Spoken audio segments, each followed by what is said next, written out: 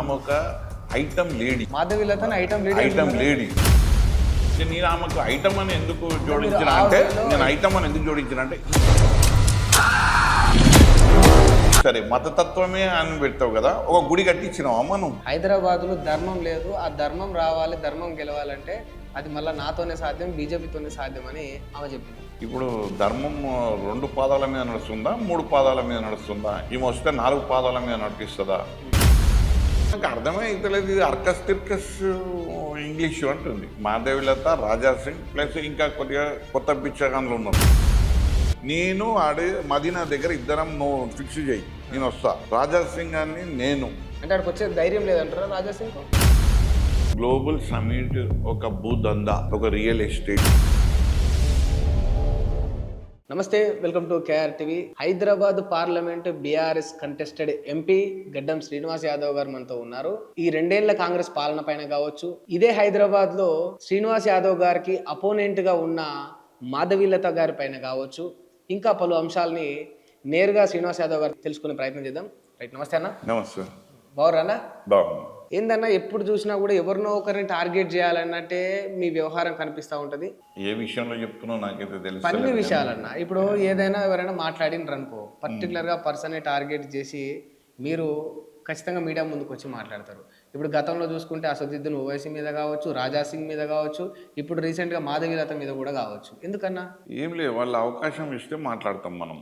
ఎందుకంటే టార్గెట్ అని కాదు, రాజకీయంగా వాళ్ళు మాట్లాడిండ్రు అనుకో, దానికి ధీటైన సమాధానం ఇవ్వాలి. అలాగనే ప్రజల లోపల ఒక చైతన్యాన్ని తీసుకురావాలి. కొత్త దాంట్లో ఉన్నటువంటి అంతర్గత విషయం ఏంది అన్నది తెలియజేయాలి అన్నదే మనం చెప్పడం జరుగుతుంది, మాట్లాడడం జరుగుతుంది. కానీ ఎవరిని టార్గెట్ అని కాదు. అది అంతేనా? అంటే ఇప్పుడు మీరు మాధవీలతని పర్సనల్గా ఏం టార్గెట్ చేయట్లేదా? పర్సనల్గా ఏం లేదు, ఆమె అవకాశం ఇస్తే మాట్లాడతాం. రీబట్ అంటే మళ్ళీ ఆమె మాట్లాడిన దానికి మాట్లాడతాం అంతే, టార్గెట్ ఏం లేదు. టార్గెట్ ఏముంటుంది ఆమెతో? ఏం టార్గెట్? ఆమె దేశ నాయకురాలు కాదు, రాష్ట్ర నాయకురాలు కాదు, ఇంకా ఒక అసెంబ్లీ నాయకురాలు కాదు, గల్లీ. మరి ఏంటన్నా మీ దృష్టిలో మాధవీలత ఏంటి? మాధవీలత నథింగ్.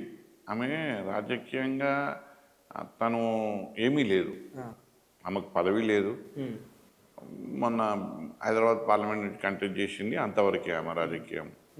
నేను ఆ రోజే చెప్పిన, మాధవీలతను ఎంత చూడాలనుకుంటే, మాట్లాడాలనుకుంటే ఈ ఎన్నికల సమయం, ఈ ప్రచార సమయంలో మాట్లాడండి.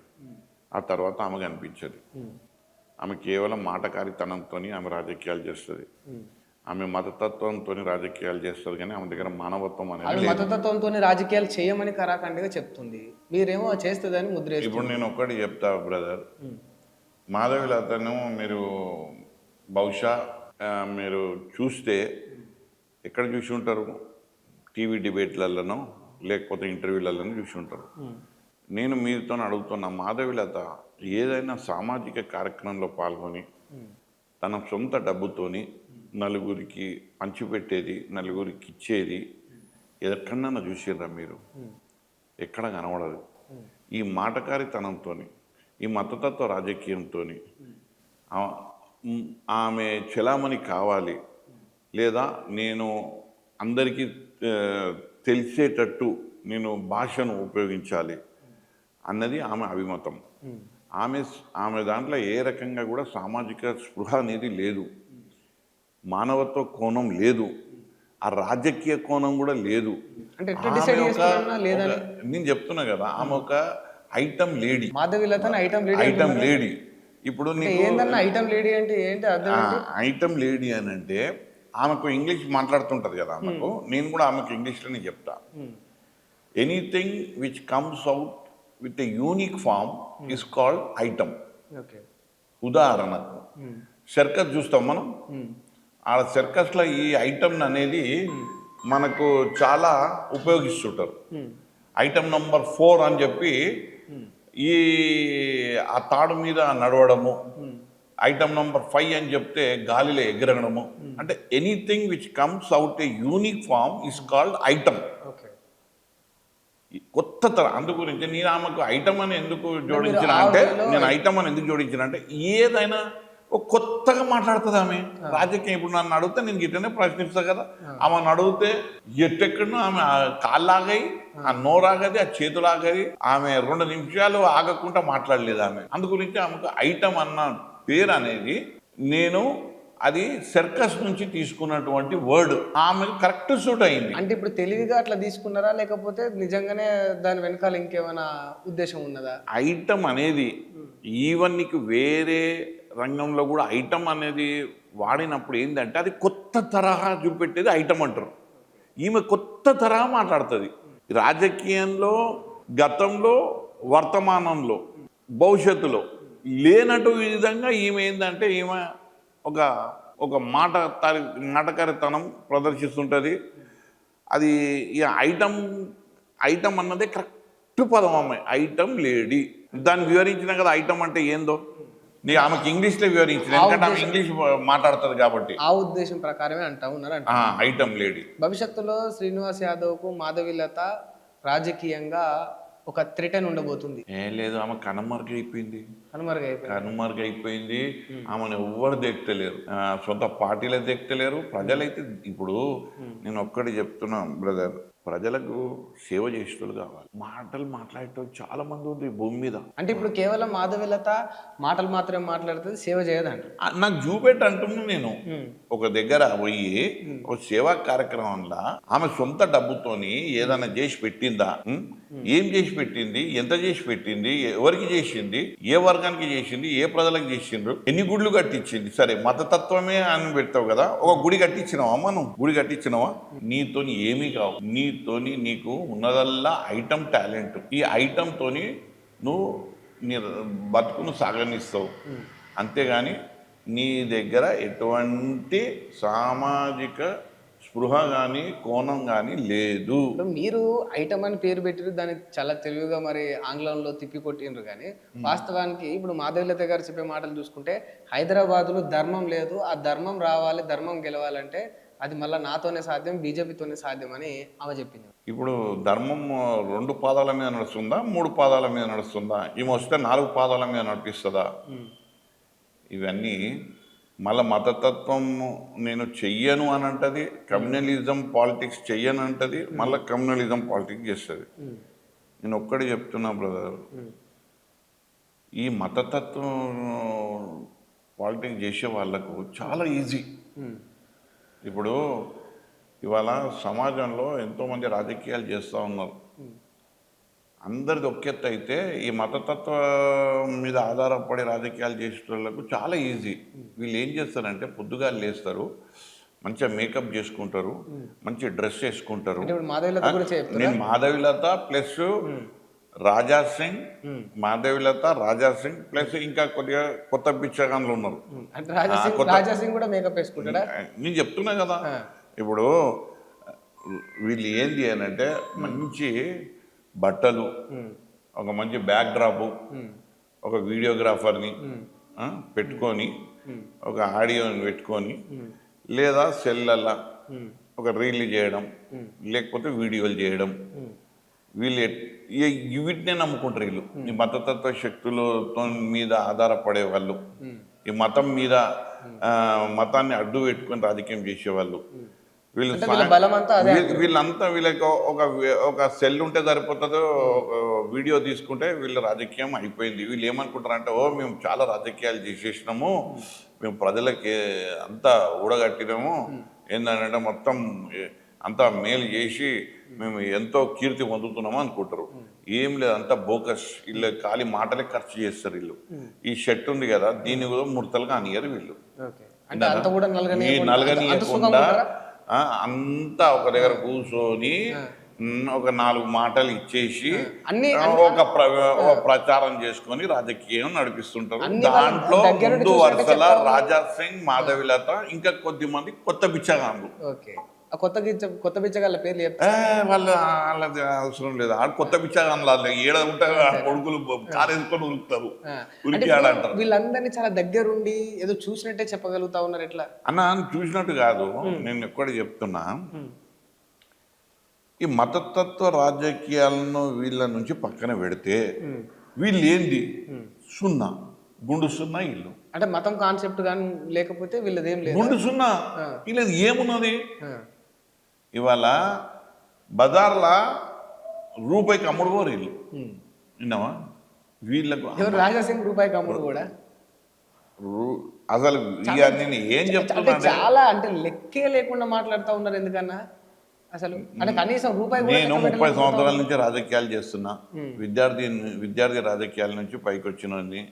15-20 ఏళ్ళ కిందనే నేను గ్రంథాలయ చైర్మన్ చేసిన. నేను చాలా హోదాలలో పనిచేసిన. మేము ఏం నమ్ముకుంటాం అంటే పని చేయడం నమ్ముకుంటాం, ఇతరులకు మేలు చేయడం నమ్ముకుంటాం. ఇతరులకు ప్రజలకు ఉపయోగపడేటట్టు ఉంటే దాన్ని మేము అందించే విధంగా మేము ముందుకు పోతాం.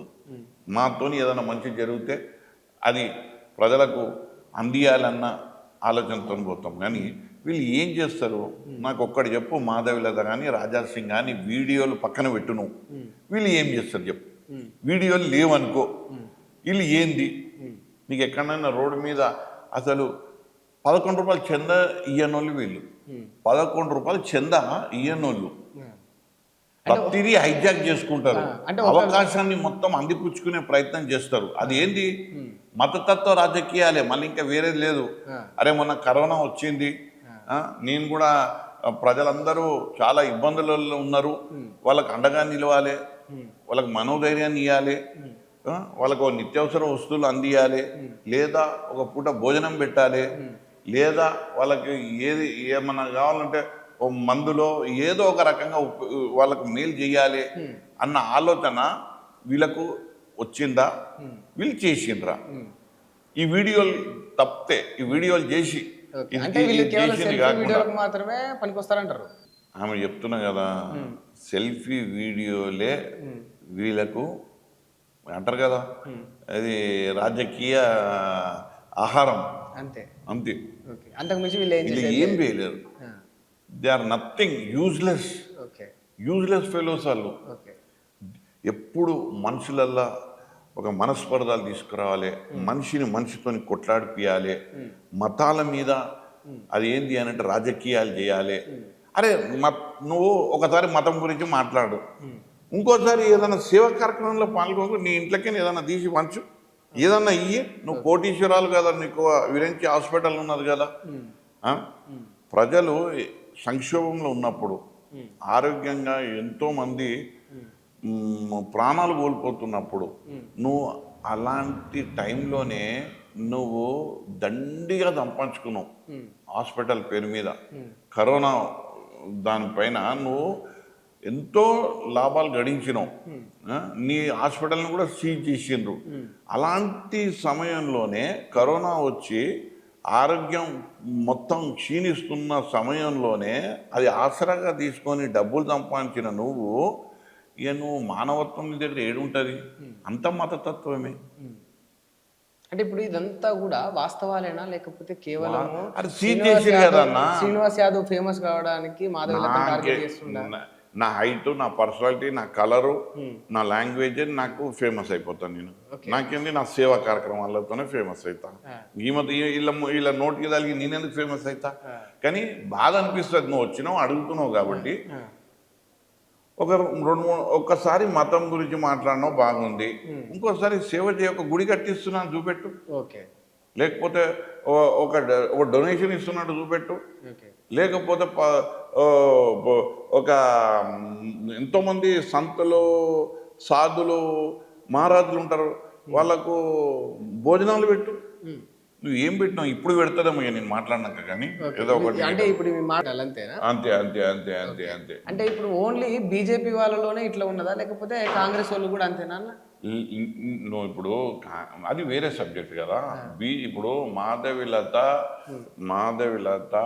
రాజాసింగ్, ఇంకా కొద్దిమంది కొత్త బిచ్చగాండ్లు, వాళ్ళు ఇప్పుడు మేము ఎప్పుడు రావాలి, ఎప్పుడు మా పేరు వస్తుంది అని బట్టలు చెప్పుకుంటున్నారు. బట్టలు నీకు చెప్పినా కదా, వీళ్ళు పెద్ద ఫ్యాషన్. వీళ్ళది మతతత్వం మాట్లాడేదే ఫ్యాషన్, వీళ్ళు. అయితే నేనేం చెప్తున్నా అంటే, ఇవాళ ఒక సందర్భంలో మాధవిలత, నేను ఇట్లనే వీడియో చూసిన, ఎవరో ఇంగ్లీష్లో మాట్లాడినరు, ఏదో వచ్చిరాని ఇంగ్లీష్లో మాట్లాడినరు. ఈమె ఏమంటది, నాకు అర్థమే అవుతలేదు, ఇది అర్కస్ తిర్కస్ ఇంగ్లీషు అంటుంది.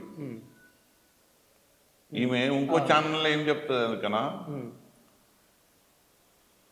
స్వదేశీ వస్త్రాలకు గాంధీజీ చెప్పుడు స్వదేశీ వస్త్రాలు వాడాలని, విదేశీ వస్త్రాలను నిషేధించాలని. మళ్ళీ ఇంగ్లీష్ ఎవరిదమ్మా? ఇంగ్లీష్ ఎవరిది? నువ్వు చీడపురుగు, చీడపురుగు దేని మీద ఎరకనా, సమాజంలో విద్యకు, అది ఇంగ్లీష్ విద్య కానీ తెలుగు విద్య కానీ ఏ విద్యకు కానీ విద్యను ప్రోత్సహించాలి. కానీ ఎవరన్నా మాట్లాడితే అర్కస్ తిర్కస్ అని హేళన చేసి అవమానపరిచి, ఇంకా ఎవరన్నా కొత్త వాళ్ళు మాట్లాడే ప్రయత్నం చేయనీయకుండా అడ్డుకునే ఒక దుర్బుద్ధి మాధవిలతది. ఇవాళ తను ఇంగ్లీష్ మాట్లాడేటప్పుడు ముందు కరెక్ట్ మాట్లాడిందా? నాతో మాట్లాడమని ఇంగ్లీష్లో గెలవలేదా?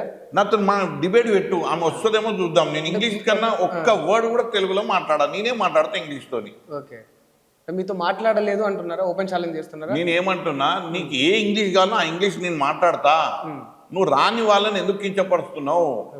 ఇవాళ రేపు పొద్దున మన పిల్లలు భావి తరాలు ఇవాళ గ్లోబలైజేషన్ వెళ్తున్నప్పుడు వాళ్ళు మాట్లాడే ఈ మాటలు వింటే వాళ్ళు ఇంగ్లీష్ మాట్లాడే ధైర్యం ఎట్లా చేస్తారు, ప్రయత్నం ఎట్లా చేస్తారు? అర్కస్ తిర్కస్ అంటే నువ్వు స్వదేశా విదేశీయా? నువ్వు ఎవరు? నువ్వు మీ డిఎన్ఏ విదేశీ డిఎన్ఏనా స్వదేశీ డిఎన్ఏనా? చాలా పెద్ద పెద్ద మాటలు అంటున్నారు ఎందుకన్నా? రాసుకో, ఆన్ రికార్డ్ ఇస్తున్నా కదా. నేనేమంటున్నా ఎరకనా, ఇప్పుడు this tongue is my mother tongue, English is borrowed tongue. When I took it as a borrow, I certainly do some mistakes. విన్నావా? నీ మాతృభాష ఎన్నో తప్పులు మాట్లాడుతుంటాం మనం. దాన్ని నువ్వు సరిదిద్దాలంటే మాతృభాష మీద ఇంకా మంచిగా మాట్లాడాలని చెప్పాలి. కానీ నువ్వు ఎవరో ఇంగ్లీష్ భాషను పట్టుకొని ఎవరో మాట్లాడితే కించపరిచి, అది చూసిన వీడియోలు పిల్లలు, అరే నేను కూడా ఇంగ్లీష్ మాట్లాడద్దేమో, నాకు కూడా తప్పులు అవుతాయేమో, నేను కూడా తప్పులు తడకల్లో ఉంటే నన్ను ఇట్లనే అవమానిస్తారేమో భయపడి నువ్వు విద్యకు అడ్డుపడుతున్నావు. అది ఇంగ్లీష్ విద్యనా తెలుగు ఏ విద్యనైనా విద్యనే. సో నీకు నువ్వు ఏడికే నేను ఏమంటున్నా అంటే, నాకు చెప్పు మాధవిలత, నీ డిఎన్ఏ ఇండియానా అమెరికానా? అమెరికానా ఇండియానా అంటున్నాను. బ్రిటిషా? దాని అర్థాలు వేరే కూడా పోతాయి. నాకు తెలియదు. ఎందుకనంటే నువ్వే క్లెయిమ్ చేస్తున్నావు ఇంగ్లీష్ అర్కస్ తిర్కస్ అని. నాకు తెలియదు. నాకైతే నా డిఎన్ఏ హైదరాబాద్, నా డిఎన్ఏ ఇండియా.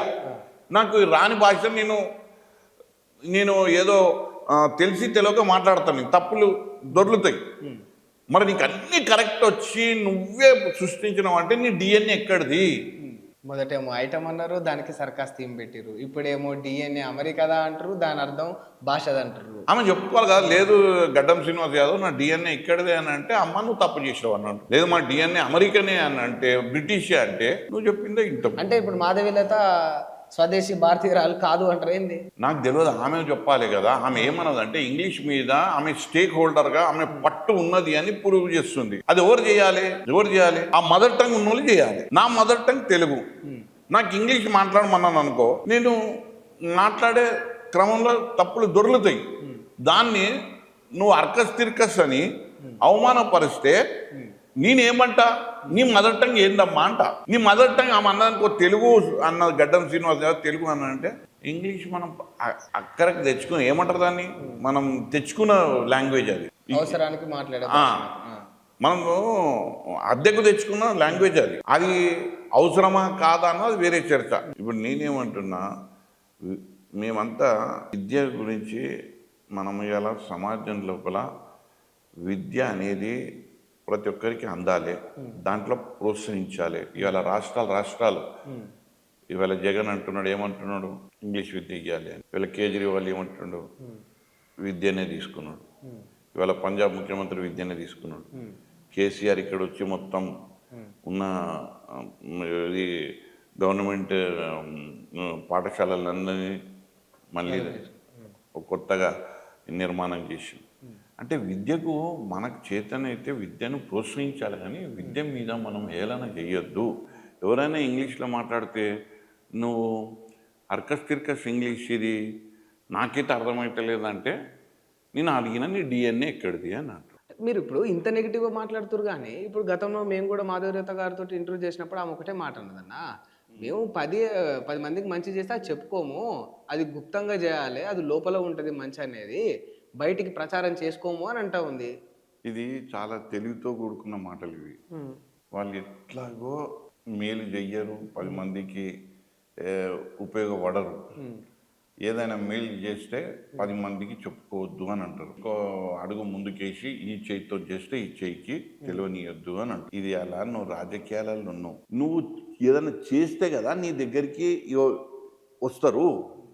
సపోజ్ ఇప్పుడు నేను గోషామాయిల్లో ఉచిత విద్య ఇస్తున్నా, నేను ఫ్రీ అడ్మిషన్స్ ఇస్తా. 10th పాస్ అయిన వాళ్ళకు junior free admission, junior pass అయిన వాళ్ళకు degree free admission, degree pass అయిన వాళ్ళకు పీజీ ఫ్రీ అడ్మిషన్, అందులో ఎంబీఏ ఎంసీఏ ఉన్నాయి. ఇప్పుడు నేను ఇస్తానంటే ఫ్రీ అంటేనే 4 వస్తారు కదా నా దగ్గరికి. దీంట్లో మర్మం ఏంది అని అంటే ఆమె చెయ్యది, చెప్పుకోదు. నేను ఎందుకు చెప్పుకోమంటున్నా, నువ్వు చేస్తా అంటే నీ దగ్గరికి 10 మంది వస్తారు కదా. ఇప్పుడు ఒక ఆయన చంద రాస్తాడు అంటే ఇంటైనా చంద రాస్తాడు, ఈయన దగ్గరికి పోతేనే గేట్ కాడికే రానియాడు అంటే ఆయన దగ్గరికి ఎవరు పోరు, ఇచ్చటైన దగ్గరికి పోతారు. ఎందుకంటే ఈయన ఇస్తాడు కాబట్టి. అన్న నేను పక్క గణేష్ని పెట్టినా అంటే ఆయనకు తోచింది ఆయన ఇస్తాడు.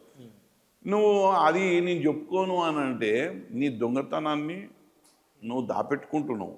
అంటే ఈ తెలివితేటలు అవేం చేయలేకనే ఈ మాటలు అంటాను. ఏం చేయకపోతే ఎవరికేం తెలుస్తుంది, నువ్వు చెప్పుకోవాలి కదా. నువ్వు ఇప్పుడు నువ్వు ఇంటర్వ్యూ తీసుకున్నావు, రేపు చెప్పుమాను నా విరెంచి హాస్పిటల్లో నేను ఒక 15% పేషెంట్లకు ఫ్రీ ట్రీట్మెంట్ చేస్తా. 15%, 100లో 15% నేను ఫ్రీ ట్రీట్మెంట్ ఇస్తా అని నువ్వు ఒక్క ప్రకటన చేయమ్మా. నువ్వు ఏడున్నావో చెప్తే నువ్వు ఏ పనిష్మెంట్ ఇస్తే నేను నీ ముంగట్నే ఆ పనిష్మెంట్ తీసుకుంటా. మరి మీరు ఇస్తారా అన్న ఇప్పుడు 15%? నేను ఫ్రీ ఇస్తున్నా, నేను నా కాలేజీలలో ఫ్రీ ఇస్తున్నా. నువ్వు గోషమ్మల్లో పోయి అడుగు నేను ఎందుకు ఇస్తున్నా. నాకు విద్య అంటే దాని యొక్క అవసరం నాకు తెలుసు. నేను కూడా కష్టపడి చదువుకున్నా. విద్యతోని సమాజం అనే మార్పు అనేది విద్యతోనే వస్తుంది, కానీ మతతత్వంతో రాదు సమాజం మార్పు.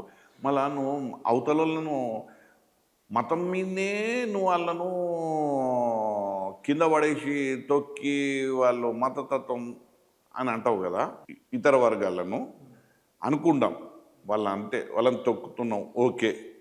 మళ్ళీ వాళ్ళు ఏదో స్కూల్ పెట్టారు కదా, ఏదో కాలేజీ పెట్టారు కదా, మళ్ళీ వాళ్ళ వర్గాలకు అందరికీ వాళ్ళు విద్యను అందిస్తారు కదా. మళ్ళీ నువ్వు మతతత్వం నువ్వేం అందిస్తున్నావు? పొద్దున్న లేస్తే 2-3 పేర్లు పెట్టి అంటావు కదా. సరే, నువ్వు తిడితే నేను కూడా తిడతా, నేను కూడా తిడతా. కానీ వాళ్ళు చేస్తున్నది కూడా మనం నేర్చుకోవాలి కదా. నేను నేర్చుకున్నా, నేను ఇస్తున్నాను. నువ్వేం నేర్చుకున్నావు మరి? వాళ్ళు హాస్పిటల్ కడతారా, వాళ్ళు కాలేజీలు పెడతారా, స్కూళ్ళు పెడతారా, అన్నిట్లో వాళ్ళు సేవ చేస్తారు. ఇది కూడా నేర్చుకోరాదు. నువ్వు కానీ రాజాసింగ్ కానీ కొత్త పిచ్చప్పలు కానీ సేవ చేయండిరా అయ్యా. ఎన్ని రోజులు ఇది? అంటే ఇప్పుడు కొత్త పిచ్చపోళ్ళు అంటున్నారు కానీ మాటకి, అంటే వీళ్ళు ఇప్పుడు రాజాసింగ్ మాధవలత ఉన్న పాత పిచ్చపోళ్ళనా మీ ఉద్దేశం? వీళ్ళు పండిన పిచ్చపోళ్ళు, పండిరు బాగా. వీళ్ళకి ఏం చేయాలంటే పండిన పిచ్చపోళ్ళు వీళ్ళకి ఏం చేయాలంటే ఒకటే పని. ఇట్లా మాట్లాడితే నాకు పైన మోడీ చూస్తాడో, అమిత్ షా చూస్తాడో, పిలిచి అబ్బా ఇవాళ ఏమైపోయింది అని అంటే, బ్రదర్ ఒకప్పుడు బీజేపీలో ఐడియాలజీ ఎట్లుండే అంటే ఆర్ఎస్ఎస్లను లేకపోతే సంఘ్ నుంచి లేకపోతే కష్టపడి సేవా దృక్పథంతో ఒక మంచి అంచెలంచెలుగా ఎదిగిన వాళ్ళను నేను చూసిన. ఆ మధ్యలో యోగి ముఖ్యమంత్రి అయ్యిండు, ఏది యూపీకి.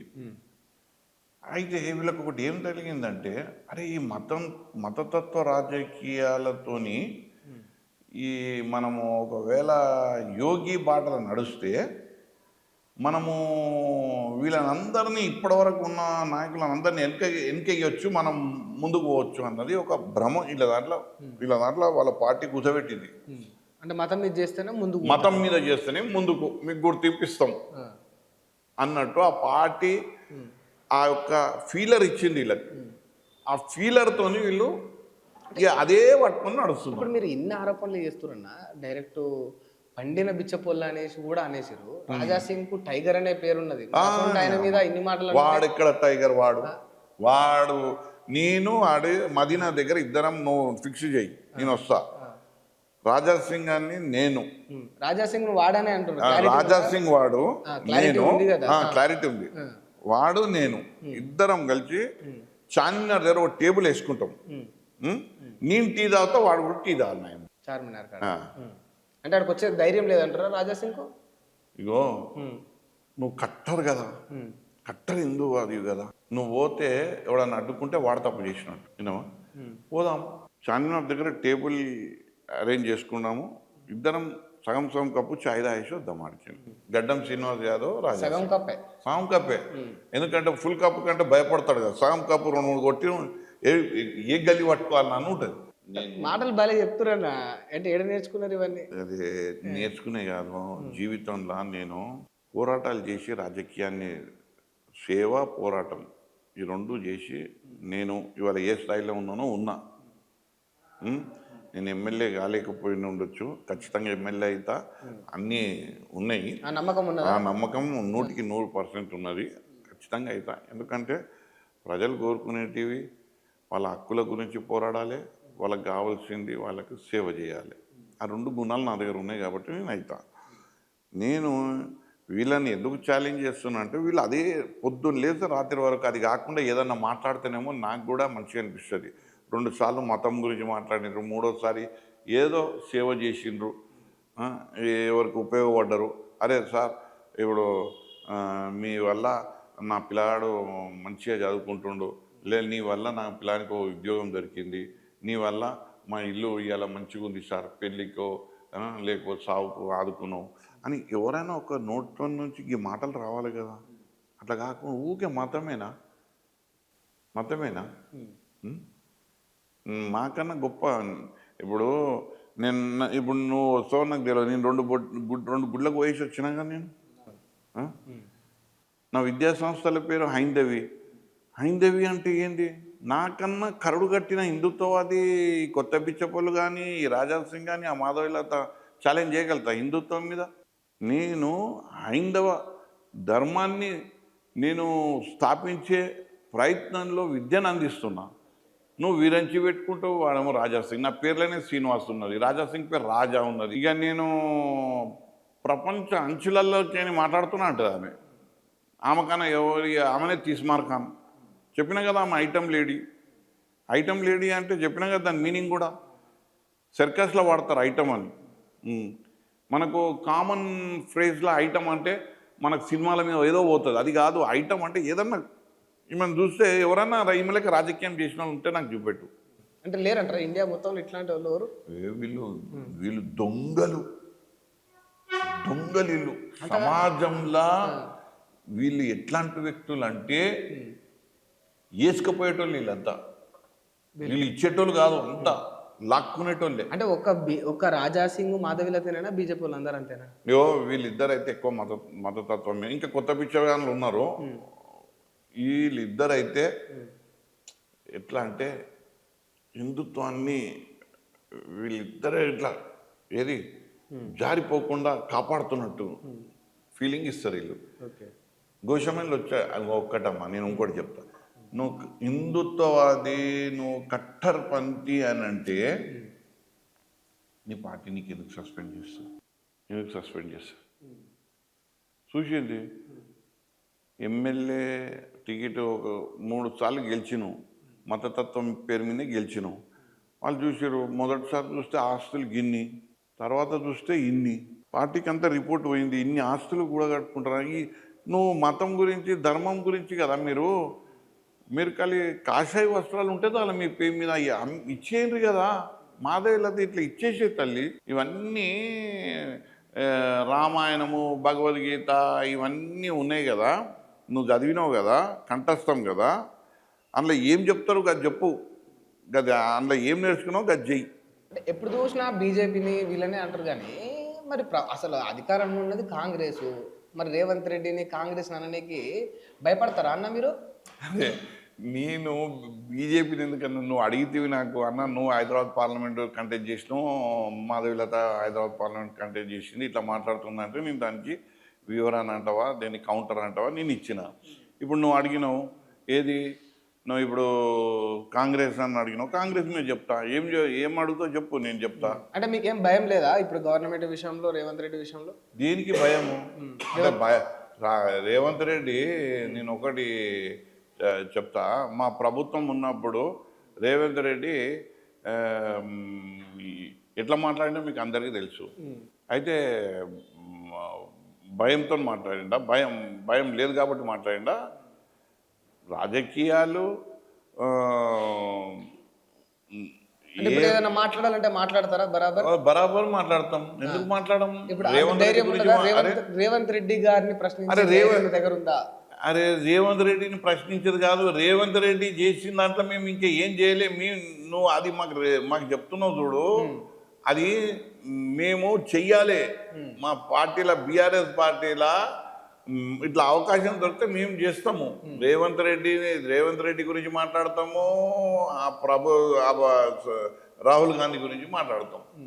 మాకు నువ్వు ప్రశ్న అడుగుతాయి కదా. గ్లోబల్ సమ్మిట్ గురించి ఏమంటారు మీరు? గ్లోబల్ సమ్మిట్ ఒక భూదందా, ఒక రియల్ ఎస్టేట్ తెలంగాణ రైజింగ్ అని వాళ్ళు అంటున్నారు. రైజింగ్ ఇట్లనే మీకు వాజ్పేయి టైంలో ఇండియా షైనింగ్ అని పెట్టిర్రు.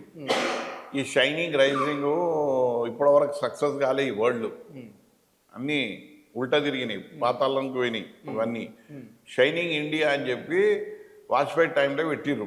మళ్ళీ రాలే ఆయన గవర్నమెంట్లో. బీజేపీ 2 సార్లు కాంగ్రెస్ వచ్చింది అప్పట్లో చెప్తున్నా. ఇప్పుడు ఈయన ఇక్కడ కాంగ్రెస్ అయినా రైజింగ్ తెలంగాణ అంటుండు. ఇక మళ్ళీ రాదు, ఇక కాంగ్రెస్ రాదు. అంటే ఇప్పుడు రైజింగ్ పెట్టినందుకే రాదు. రైజింగ్ పెట్టినందుకే రాదు. ఎందుకంటే ఎక్స్ట్రీమిస్ట్ వరల్డ్, ఇవన్నీ ఎక్స్ట్రీమిస్ట్ వరల్డ్. మేము ఏదో అంటే ఎట్లా అంటే అరిచేతిలో స్వర్గం చూపెడతా అనడం. నువ్వు ఏమనకుండా చేస్తే వేరే విషయం. నువ్వు అరిచేతిలో స్వర్గం చూపెడుతున్నప్పుడు అందులో 20%, 10% అన్నా కావాలి కదా. అట్లా అయ్యేటట్టే కనబడతలేదు. ఇది స్వర్గం కాదంటారా అన్న? 5 లక్షల కోట్ల పెట్టుబడులు తెలంగాణకు రాబోతున్నాయి గ్లోబల్ సమ్మిట్ ద్వారా అని వాళ్ళు అంటున్నారు. నేను అట్లా మస్తు రాసుకుంటా. పెట్టుబడిదారులు చాలా విషయాలు పరిగణనలోకి తీసుకుంటారు. ఇవాళ ఆయన చేసే ప్రయత్నము ఏంటి అని అంటే భూమి మీదనే ఆయన ఫోకస్ ఉన్నది. ఇన్ఫ్రాస్ట్రక్చర్ భూమే కాదు, ఇంకా చాలా ఉంటాయి. వీటినన్నిటినీ ఆయన మెరుగుపరుచుకోకుండా ఓన్లీ ఖాళీగా ఉన్న భూమి, ప్రభుత్వం ఉన్న భూమి కాబట్టి ఇవాళ ఈ రైజింగ్, ఈ సమ్మిట్లు ఇవి అవుతున్నాయి. నేను ఒకటే అడుగుతున్నా,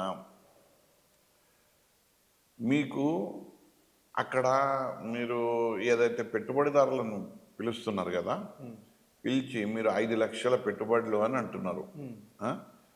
వాళ్ళు ఒక ప్రాజెక్ట్ రిపోర్ట్ ఇస్తారు. ఆ ప్రాజెక్ట్ రిపోర్ట్ అయితే బట్టబయలు చేయండి. ఏం ప్రాజెక్ట్ రిపోర్ట్ ఇచ్చిండ్రు, మీరు వాళ్ళకి ఏమి ఇచ్చిండ్రు, ఏంటి కథ? మాకైతే కుదుర్చుకున్నామంటారు. ఎంఓయూ కుదుర్చుకున్నారు. మీరు చూసినట్టు నేను కూడా 4 అయినాయి, 5 అయినాయి. అది ఎట్లయిందంటే రోజు ఒక అంకె పెరుగుతుంది. దాంట్లో వాస్తవం ఎంత, అది మనగడ సాగించేటట్టు వాతావరణం భవిష్యత్తులో ఉందా అన్నది తెలుసుకోవాలి కదా. నీ శ్వేతపత్రం విడుదల చేయండి అంటే ఇంత వచ్చిందని కాదు, వాళ్ళ ప్రాజెక్ట్ రిపోర్ట్ ఏంది, వాళ్ళు ఏ రకంగా. ఇది ఎట్లా అంటే రియల్ ఎస్టేట్ దంద లెక్క కనిపిస్తుంది నాకు. ఇది గ్లోబల్ సమ్మిట్ ఈ తెలంగాణ రైజింగ్ కాదు. అందులో నేను ఒక వక్త మాట్లాడుతూ ఆయన బహిరంగంగా రేవంత్ రెడ్డి ముందే చెప్పిండు కదా, గత 10 సంవత్సరాలలో జరిగిన అభివృద్ధిని చూసే మేము ముందుకు వచ్చినామని. అతని పేరు నాకు తెలియదు కానీ పెట్టుబడిదారు ఆయన వచ్చి చెప్తున్నాడు, 10 సంవత్సరాలు అయితే గత 10 సంవత్సరాల్లో మీరు అద్భుతాలు సృష్టించారో దానికి ఆకర్షితులై మేము ముందుకు వస్తున్నామని అంటుండు. మరి ఇవాళ కేసీఆర్ చేసిన మౌలిక సదుపాయాలు కానీ ఇవంతా ఏదైతే ఆల్రెడీ రైజింగ్ అయిపోయిందో అది పెట్టుబడిగా పెట్టి వీరు ఏదో వ్యాపారం దంద చేస్తున్నారు. దాంట్లో నేను ఇలా అడుగుతున్న ఏంటి అంటే రైజింగ్ తెలంగాణ నన్ను రైజింగ్ తెలంగాణ ఎవరైతే పెట్టుబడిదారులు వచ్చిండ్రో వాళ్ళ ప్రాజెక్టులు ఏంటి, వాళ్ళు ఏం చేస్తారు, ఏంది దీనికి లేదు. అది ఒక ఏంది అని అంటే దాన్ని ఒక మాయా ప్రపంచంలోకి తీసుకెళ్తున్నారు. ఆ, ఇక ఇక మనకు తెలుస్తుంది ఏం అది. ఇప్పుడు దే- నేను ఏమంటున్నానంటే రాష్ట్రానికి వస్తే అందరూ సంతోషిస్తారు. మేము ప్రతిపక్షంలో ఉన్నా కూడా నిజంగా పెట్టుబడిదారులు నిజంగా ఇవాళ మీరు ఒక గతంలో చూస్తే కాంగ్రెస్ గవర్నమెంట్ ఇచ్చిన భూములు ఇప్పటికీ అందులో ఒక ఇటుక కూడా పెట్టలే అందులో. ఆ భూములు అట్లనే ఉన్నాయి. ఇట్లనే పెట్టుబడిదారులు వచ్చి తీసుకొని మేము ఇది పెడతాం అది పెడతాం అని. అంటే భూములు అవి అట్లనే ఉన్నాయి. ఆ. మొన్న సీఎంఏ స్టేట్మెంట్ ఇచ్చిండు కదా అవన్నీ లాక్కుంటామని. మీరు ఏ కాజ్కి అయితే తీసుకున్నారో ఏ ఉద్దేశంకి అయితే తీసుకున్నారో ఆ ఉద్దేశం సాకారం అయితే లేదు మాకు తిరిగి ఇచ్చేయండి భూములు అంటున్నారు. ఇప్పుడు ఇది దీనికి ఏమున్నా వాళ్ళ క్రెడిబిలిటీ ఏంది, వాళ్ళు ఏం చేస్తారు? ఇలా 15 ఏళ్ళు అయింది కాంగ్రెస్ ప్రభుత్వం భూములు ఇచ్చి ఇంకా ఆ భూములు అట్లనే ఉన్నాయి. వాళ్ళు ఎన్నెన్నో మాటలు చెప్పారు, ఇటుక కూడా పెట్టలేదు అందులో. ఇటుక కూడా పెట్టలే. ఆయన్ని అన్నాడు అన్ని లాక్కేసుకుంటా మీరు. ఇప్పుడు వచ్చే భూములలో ఏం దాన్ని అదే అంటున్నా కదా. వాళ్ళ ఇప్పుడు ఆడ నాకు కనిపించిండు ఎవరు చిరంజీవి కనిపించిండు స్టేజ్ మీద.